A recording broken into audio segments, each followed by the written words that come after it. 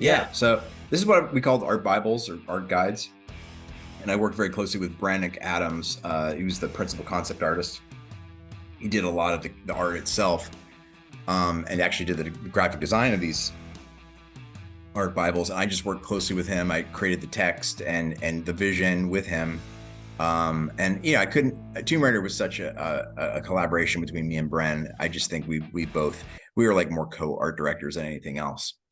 But yeah, what we try to do with these art Bibles, and this is something we actually printed out and made really nice books and folios, like almost like tabletop books for our partners at Square and Eidos to see and understand the vision and tone of the game. And that's what these art Bibles really do, is set the tone.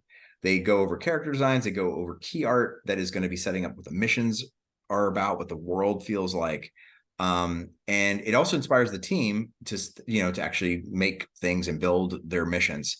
And that's probably their biggest and most important function. Is we should, our team should be able to look at this and go, oh yeah, we know exactly what we need to build and start to produce. Love this Rambo moment here, Yeah. That was cut. That was a cut moment. We had a big turret moment in the game, and that was it just felt tonally weird. It just didn't feel right. But I love these. Like, can you stay up? Like, I think these go one down, Gav. The one that right there. What I love about these orthographic studies is when you're doing pure design, I love like simple shapes, right? Like if you can break down anything you designed into simple shapes, when you go to detail, it will work. But if it doesn't work in simple shapes, it's too busy or isn't clear enough or too weak, it won't be as successful. So we did a lot of these orthographic shape studies in our design process, and I really enjoyed that kind of style of design. That's cool. Good tip. Yeah, we work the same way with character posing. Exactly. Silhouette. Yeah. So yeah, the thing that I love about building these art Bibles is it's just your world crafting. You're building a story. You're building a visual story, and you can start to flip through this, and this actually does go in chronological order with the game, so you get a sense of the progression. In addition to these key art pieces, we do what you call a mood board, which is our color script, which shows the palettes the color palettes you're going to use from mission to mission. And that helps set also an emotional through line. And feature animation has been doing this forever. And I've always been a fan of feature animation's use of color, because it's works on more just like the descriptive form. It works on a level of emotion, like certain colors mean certain things or make you feel certain ways. Can you describe like how this whole thing works over here to the right? Yeah. So when we're working with it, like this was done with one of our outsourcing vendors.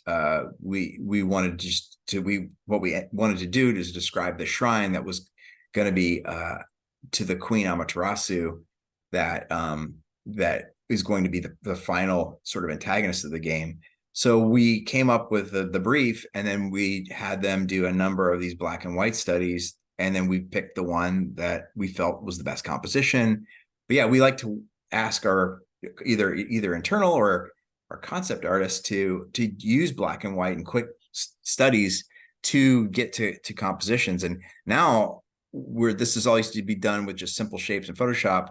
People can also just use SketchUp. They can actually get real architectural layouts and then be able to spin around those simple architectural layouts to get the most dynamic composition. So we're seeing more 3D being used in concept art than ever. And we shall not speak the name of AI, but AI is making it even easier. And no one's really using it yet, but I'm having a hard time imagining how it's not going to be used more and more in pre-visualization, even though I know it's extremely controversial. Is this for Tomb Raider 2013? Yes, it was. Yeah, this is all 2013. I love that game so much. Oh, thank you.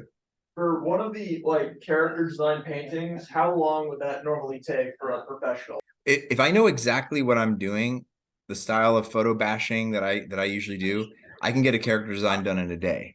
But if I'm exploring, it's usually the exploration that takes the iteration time to get to that 5-day limit. But sometimes a painting will take me more than a day. If I really want to go to a high degree of finish, but yeah, we try to get a character design done in 5 days, no longer than 5 days. Another thing I want to talk about this, Gab, what we love, like we like to try to use phrases and things that give people conjure ideas. So Tomb Raider was all built off the idea of layers of history. So there was an ancient layer of history. There was which was this ancient Japanese layer, steeped in all of that culture. And then there was a World War II layer.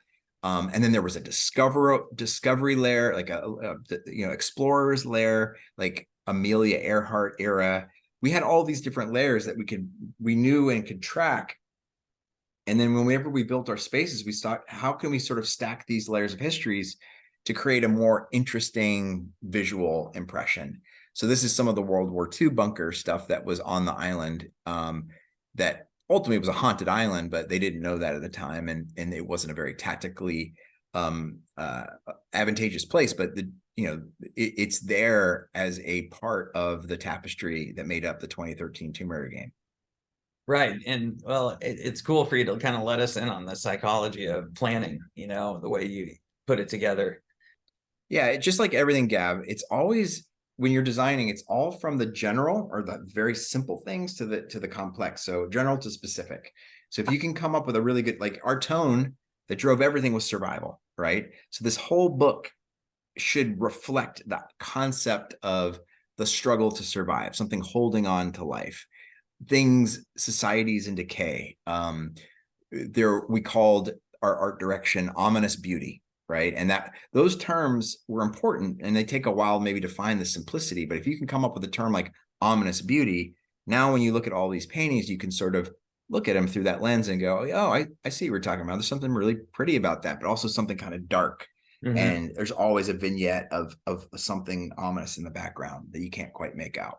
That's such a perfect way to describe it. Ominous. Yeah, perfect way. Yeah, for sure. So, yeah, this is all really neat to see. I didn't even get to look all the way through this myself. And this is just the first Tomb Raider game. Yes. And there's a second one in here too, but we're probably short on time. But yeah, y'all can, like, this is on my website. You can check it out at your leisure. But I love these two art Bibles. I'm really, really proud of, because I think this is when I really was able to work on what I felt was the truly first high quality video game in my career. And it really did help me bring my game up, because everyone I worked with was so talented and driven, and it forces you to be better. Right. And I would say that too. My big advice is, go someplace that you are not the best. Go someplace that you're going to be inspired by other people, because you're going to grow. And I definitely grew a lot at Crystal Dynamics.